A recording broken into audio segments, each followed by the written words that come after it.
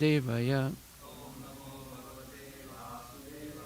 Janmadasya yato nivayad itaratas charte sovigya swarat Tene brahma hidaya adikavaye muyantidaya surayaha Tejo varimidam yata vinimayo yatra tisargo mesha Dhamnasrena sada nirastakuhakam satyam param dhimahi. O my Lord, Sri Krishna, son of Vasudeva, O all-pervading personality of Godhead, I offer my respectful obeisances unto you. I meditate upon Lord Sri Krishna because he is the absolute truth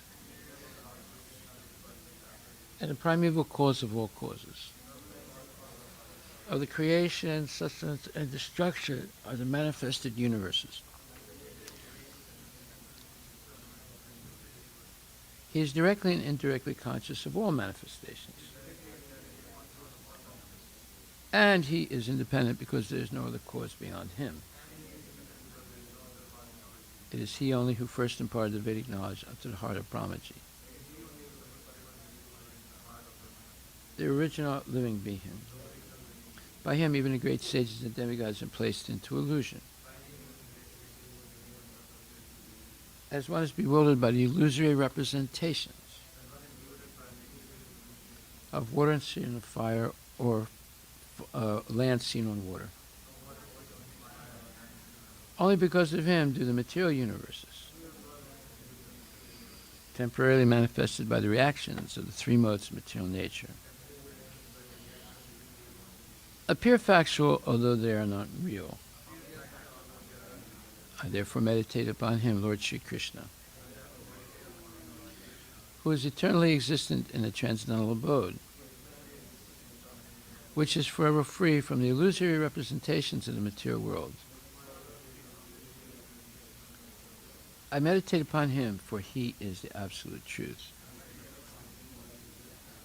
Dharma pujita kaitravotra Paramo nirmatsaranam satam Vedyam vastavam atra vastu Shivadam tapa trayon mulanam Srimad Bhagavate Mahamuni krite Kim vaparer ishvaraha Sadyohridi avarudyate tra Krite bihi sususubhistakshanat. Completely rejecting all religious activities which are materially motivated. This Bhagavata Purana propounds the highest truth, which is understandable by those devotees who are fully pure in heart.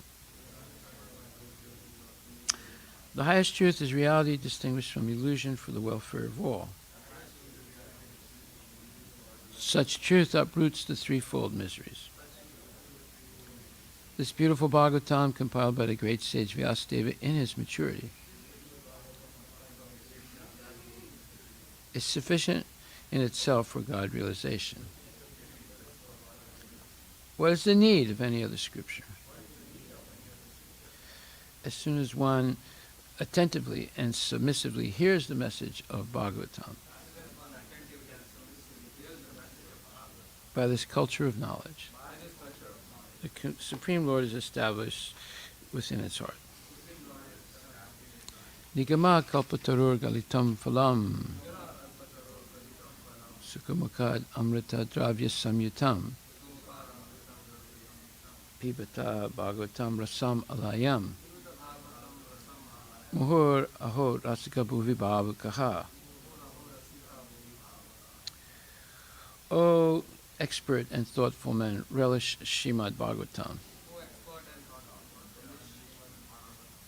the mature fruit of the desire tree of Vedic literatures. It emanated from the lips of Sri Sukadeva Goswami. Therefore, this fruit has become even more tasteful, even though its nectarian juice was already relishable for all, including liberated souls. Srimad Bhagvatam, Canto 1, Chapter 10, verse number 21.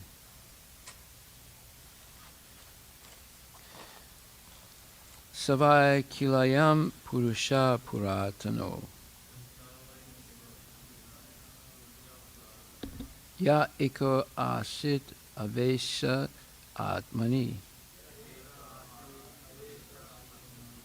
Agre Gunebhyo Jagat Atmanishware Nimilitatmam Nisi Supta Saktisu.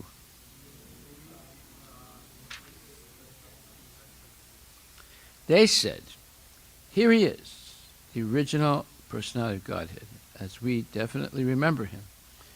He alone existed before the manifested creation of the modes of nature, and in him only, because he is the Supreme Lord, all living beings merge as if sleeping at night, their energy suspended. Purport by His Divine Grace, A.C. Bhaktivedanta Swami Prabhupada. There are two types of dissolution of the manifested cosmos. At the end of every 4,320,000,000 solar years, when Brahma, the Lord of one particular universe, goes to sleep, there is one annihilation. And at the end of Lord Brahma's life, which takes place at the end of Brahma's 100 years of age, in our calculations, at the end of 8,640,000,000 times 30 times 12 times 100 solar years, so that's approximately 311 trillion years. There is complete annihilation of the entire universe. And in both the periods, both the material energy called the Mahatattva and the marginal energy called Jiva Tattva merge in the person of the Supreme Lord. The living beings remain asleep within the body of the Lord until there is another creation of the material world. And that is the way of the creation, maintenance, and annihilation of the material manifestation. The material creation is affected by the interaction of the three modes of material nature set in action by the Lord, and therefore is said here that the Lord existed before the modes of material nature were set in motion. In the Shruti mantra it is said that only Vishnu, the Supreme Lord, existed before the creation, and there was no Brahma, Shiva, or other demigods. Vishnu means the Mahavishnu, who is lying in the causal ocean. By his breathing only, all the universes are generated in seeds and gradually develop into gigantic forms with innumerable planets within each and every universe. The seeds of universes develop into gigantic forms in the way seeds of a banyan tree develop into numberless banyan trees. This Mahavishnu is the plenary portion of the Lord Sri Krishna, who is mentioned in the Brahma Samhita as follows. Let me offer my respectful obeisances unto the original personality of Godhead, Govinda, whose plenary portion is Mahavishnu. All the Brahmas, the heads of the universe, live only for the period of his exhaling after the universes are generated from the pores of his transcendental body. Brahma Samhita 5.58. Thus Govinda, or Lord Krishna, is the cause of Mahavishnu also. The ladies talking about this Vedic truth must have heard it from authoritative sources. An authoritative source is the only means of knowing about transcendental subject matter definitely. There is no alternative. The merging of the living beings into the body of Mahavishnu takes place automatically at the end of Brahma's 100 years. But that does not mean that the individual living being loses his identity. The identity is there, and as soon as there is another creation of the supreme will, by the supreme will of the Lord, all the sleeping, inactive living beings are again let loose to begin their activities in the continuation of past different spheres of life. It is called Suptotita Nyaya, or awakening from sleep and again engaging in one's respective continuous duty. When a man is asleep at night, he forgets himself, what he is, what his duty is, and everything of his waking state. But as soon as he awakens from slumber, he remembers all that he had to do and thus engages himself again in his prescribed activities. The living beings also remain merged in the body of Mahavishnu during the period of annihilation, but as soon as there is another creation, they rise to take up their unfinished work. This is also confirmed in the Bhagavad Gita 8, chapter 8, verses 18 to 20. The Lord existed before the creative energy was set in motion. The Lord is not a product of material energy. His body is completely spiritual, and there is no difference between his body and himself. Before creation, the Lord remained in his abode, which is absolute and one. Srila Prabhupada Ki Jai. So here we see a much more plausible explanation of what happens to living beings after the universe is wound up. And there's several, let's say, destructions of the universe. At the end of every Manu's life, there's a partial destruction. At the end of every day of Brahma, there's a partial destruction. And at the end of the life of Brahma, there's a complete dissolution or destruction of the material universe. But it's not that it's completely destroyed. All the living entities and the Mahat Tattva is reabsorbed into the body of Mahavishnu. And that absorbed state is called pradhana, where the time factor and the modes of material nature are not acting. And then it's a period of deep sleep for all the living entities. And then when the Lord decides to manifest the universe again, the universes again, Mahavishnu exhales, and all the molecules of his exhalation become seeds of new universes. And then as a seed grows, the whole universe expands. So what we see here, and this is a very nice philosophical concept, the cause is in the effect. That is, everything emanates from the Lord and begins infinitesimally and eventually develops into something gigantic. And then everything is reabsorbed back into the Lord. So, just like the cause is everything is emanating from Mahavishnu for the material creation, and in the form of seeds. And each seed grows into an entire universe. So the cause and the effect are the same, actually, or one, because whatever has evolved came originally from Mahavishnu, and then it goes back again into Mahavishnu. The effect is again absorbed into the cause. And then we see that human life also begins in the same way. It begins from the subtle and goes to the gross. So that the seed comes from the father into the womb of the mother. The mother provides the nutrient base, and it develops into a human being. And the banyan tree and all trees and all plants, they start from a seed. The seed is very small. Like if you look at the seed of a banyan tree, it's no bigger than this. But it develops into a gigantic tree with many, many trunks and many, many roots and so forth. And let's say the seed of amaranth is so small you can hardly even, you can see it, but it's very, very small. And it produces a pretty big plant. And the seeds of fir trees are not that big. They also produce these gigantic trees. And then eventually the tree falls down naturally, and it disintegrates back into the earth, right? So this is happening everywhere in creation. So the original cause is manifested in the effect also. So the idea that, people die, there's a final judgment, some go to hell, some are destroyed, and some go to heaven, it's basically a very, very, let's say, incomplete explanation of what happens.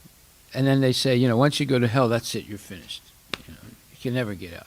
It's all silly stuff that's made up on speculation.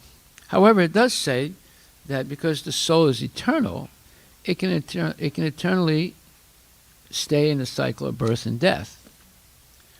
But the soul is eternal. It's not. There's no such thing as the soul is destroyed. There's no more soul. No, that's not true. But the soul can go into a dormant stage. The soul can stay eternally in the material world, or the soul can go back to Godhead. And even though the soul goes to hell, it can be saved. If you read the 6th canto of Srimad Bhagvatam, Maharaj Parikshit, when he hears about hell from the 5th canto, he asks Sukadeva Goswami, he says, is there any way we can help these people that are in hell? And Sukadeva Goswami gives him, explains how they can be helped. So, see, that's Vedic knowledge. I mean, even someone in hell can be saved. Christianity says, that's it. Once you're there, you're done. You're toast. Nothing can happen to you after that. You have to suffer forever. It's a bunch of nonsense. But unfortunately, some people believe that. But this is much more credible, and it shows that God is actually merciful. Whereas the God of the Old Testament and even seems to be very harsh. Sometimes he destroys the world and he feels sorry that he did it. So you see, that means that he's fallible. He made a mistake, but that's not true. But anyway, that's the way they portray it. Okay, so, and this Mahavishnu is but a plenary portion of Lord Shri Krishna. And that's explained in the Brahma Samhita. And that is where it says, Brahma Samhita, verse number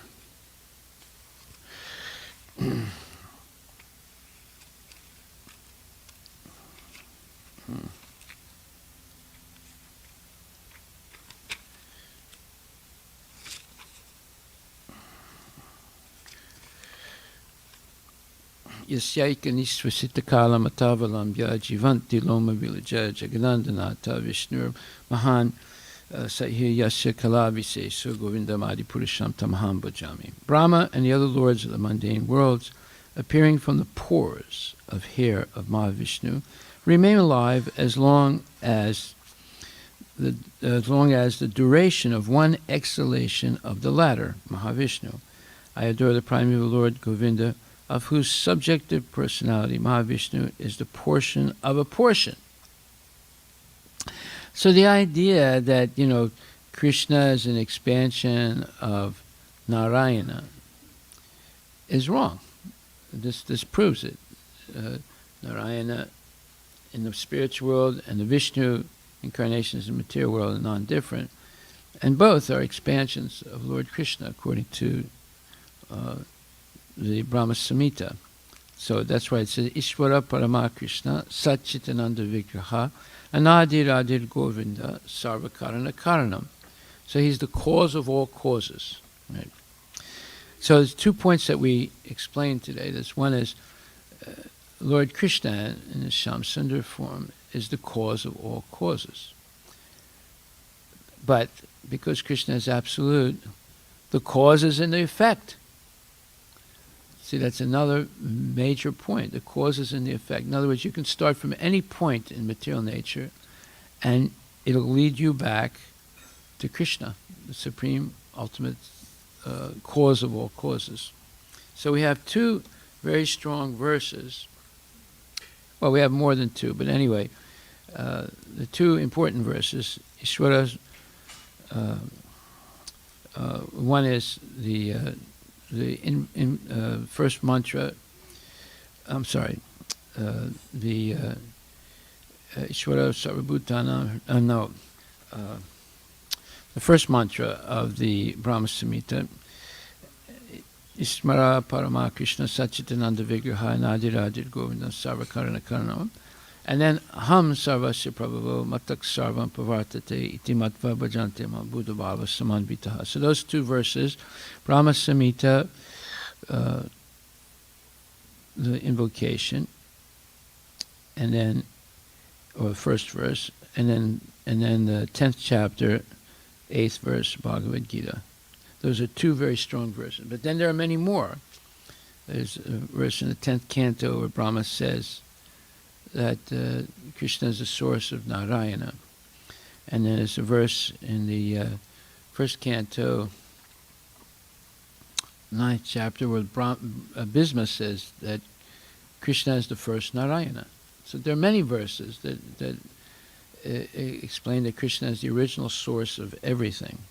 And all those verses are spoken either by Krishna himself or by the Mahajans. So the Mahajans are the experts, right, of who is Krishna. So each one of the Mahajans, there's 12 Mahajans, they all say that Krishna is the original source of everything. Okay, so are there any questions? It talks here about suptotita nyaya, or the deep sleep state, in which the living entity is still alive, but is in a deep sleep. So we also have three levels of consciousness. We have deep sleep, we have dreaming, and we have awake. So those three stages are being experienced by all living entities. So there is a deep sleep where we're not fully conscious anymore. And that is called Suptotita Nyaya, or the that is Suptotita Nyaya is awakening from sleep and engaging in one's respective continuous duty. There's another name for the deep sleep. I have to find that. Okay. So any questions? Yeah.